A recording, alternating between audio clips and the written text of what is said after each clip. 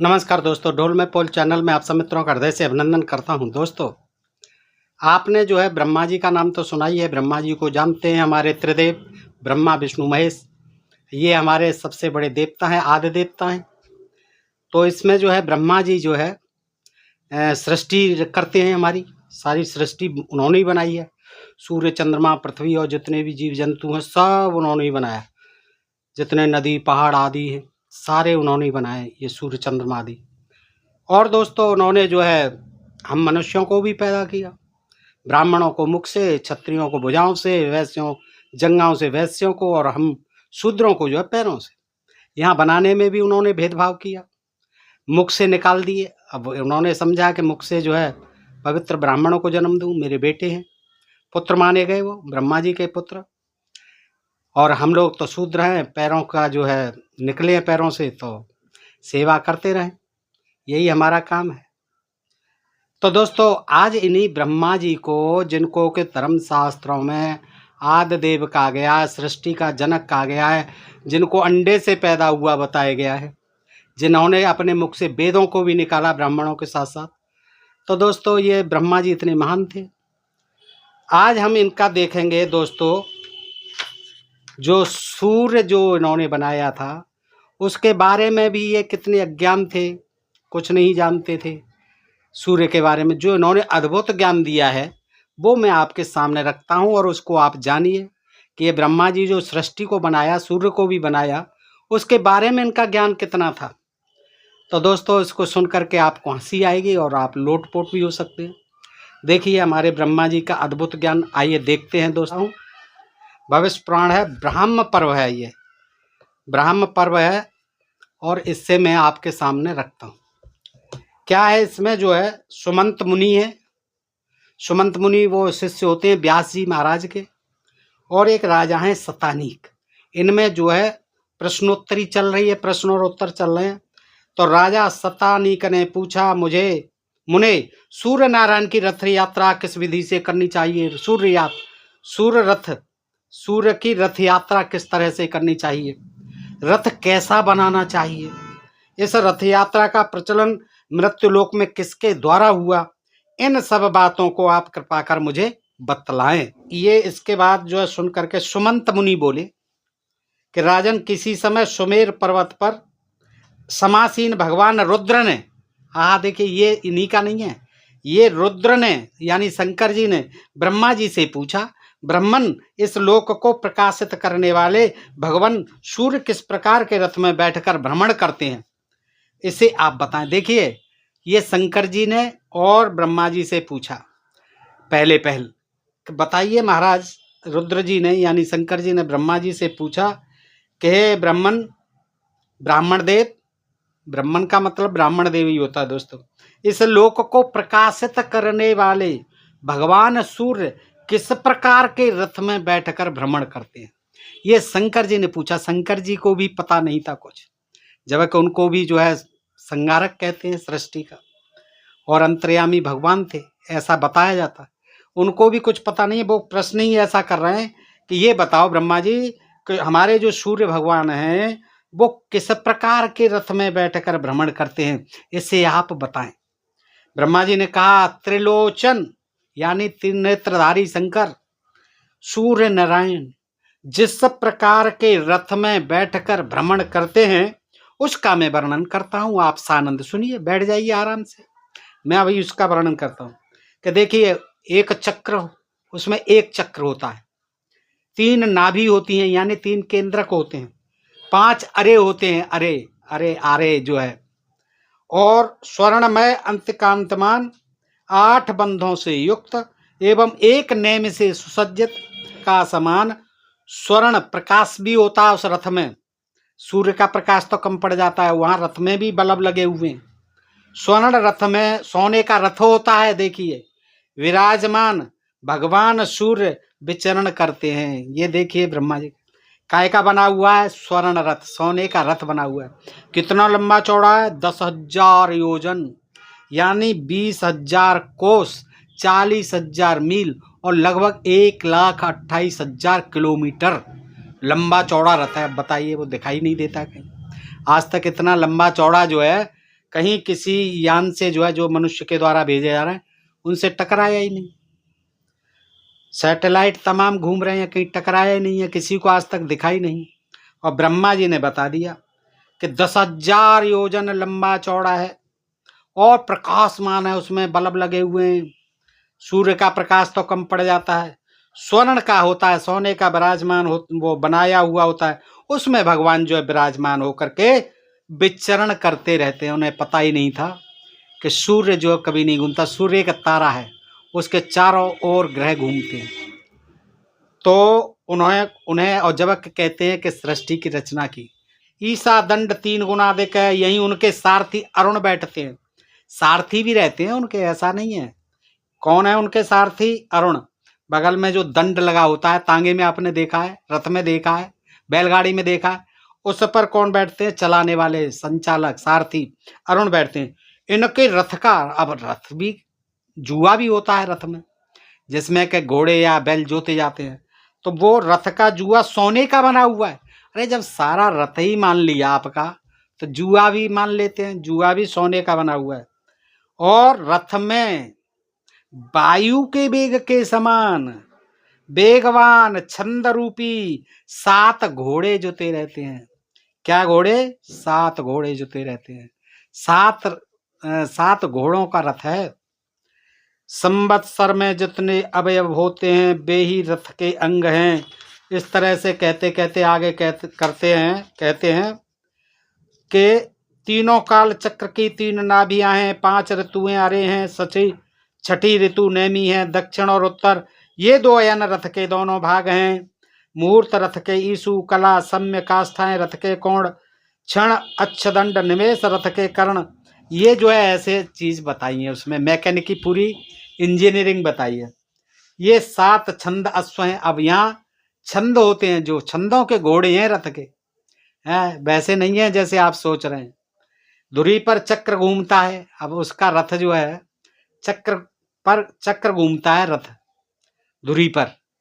इस प्रकार के रथ में बैठकर भगवान सूर्य निरंतर आकाश में भ्रमण करते रहते हैं। देखिए आकाश में सूर्य भगवान भ्रमण करते रहते हैं। अब इसको कहते हैं, ये हमारा ज्ञान विज्ञान है। ब्रह्मा जी कितने ज्ञानी थे, सृष्टि को तो बनाया ही बनाया अंडे से पैदा होकर के।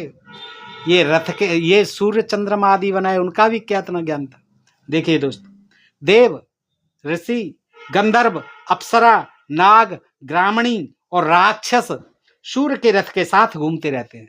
अब सूर्य के साथ रथ के साथ घूमते रहते हैं, यानी उसके पीछे पीछे चलते रहते हैं। कौन कौन? देवता, ऋषि, गंधर्व, अप्सराएं भी साथ में घूमती रहती हैं मनोरंजन के लिए। सूर्यदेव का मनोरंजन भी होना है।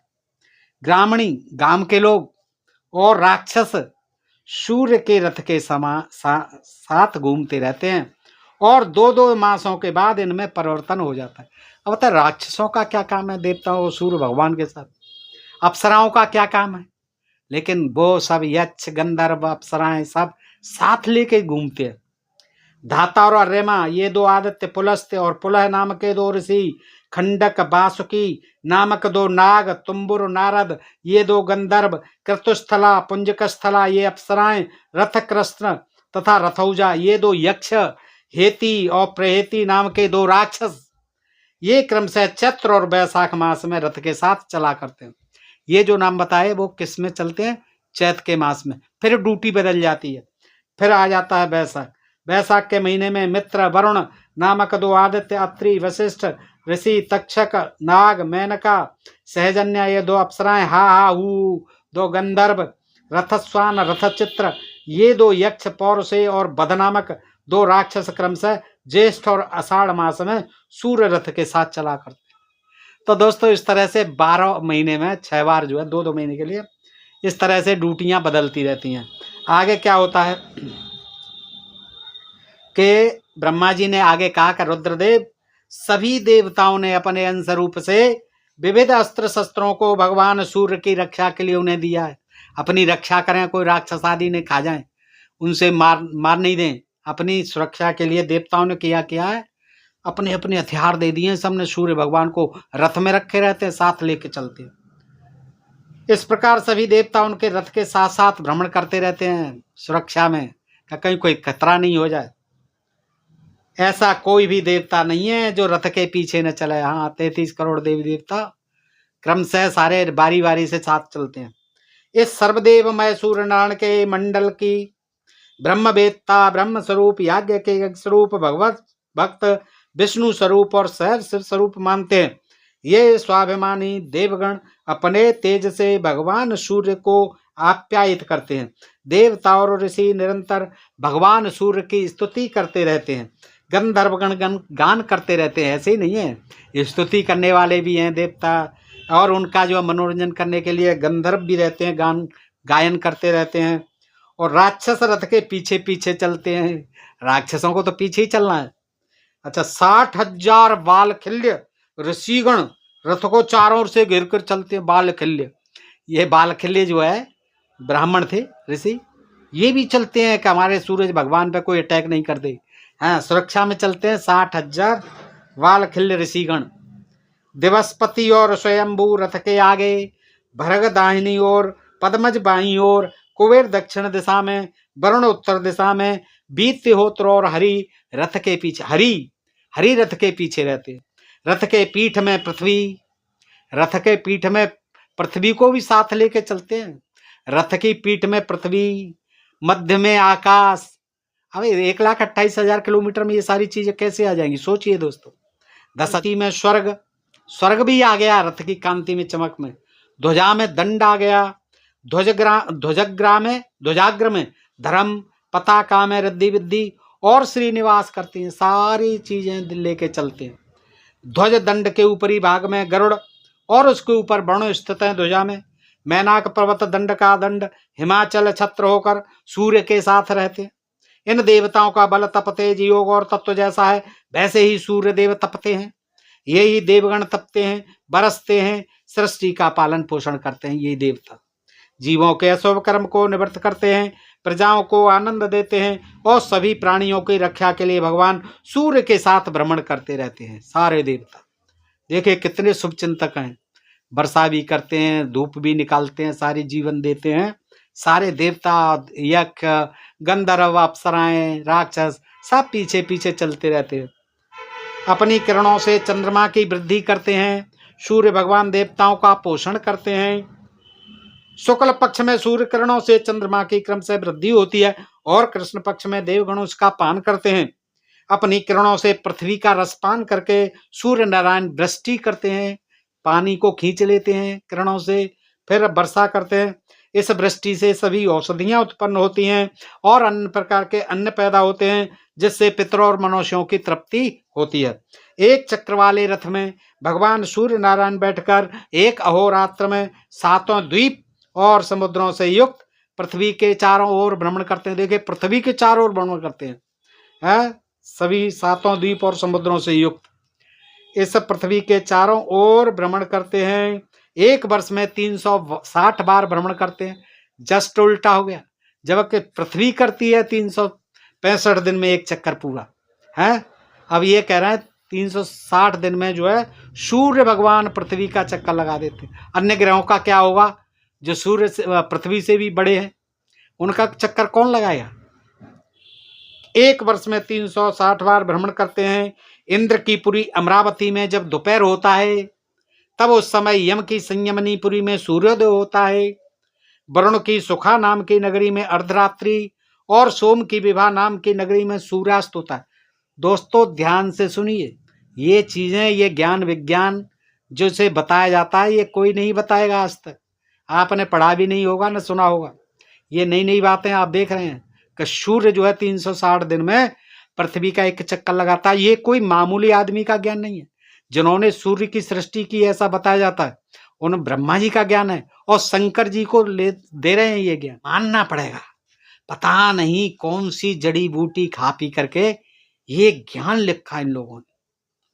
मुझे तो ऐसा लगता है कि कोई जबरदस्त नशीली चीज जिसमें ये कल्पनाओं में खो जाते होंगे और उड़ाने भरते होंगे और वही लिखते जाते होंगे। कोई अता पता नहीं था इन ब्रह्मा जी को, न शंकर जी को, न इस लेखक को, कहते हैं कि वो हमारे सृष्टि रचयिता थे, मुख से ब्राह्मण पैदा। इसे कहते कहते नहीं गाते जी, बिल्कुल वो जानते हैं कि ये झूठ बोल रहे हैं हम, और हम झूठ लिख रहे हैं। किसी ब्रह्मा से कोई पैदा नहीं हुआ, ना कोई अंडा से ब्रह्मा पैदा हुआ।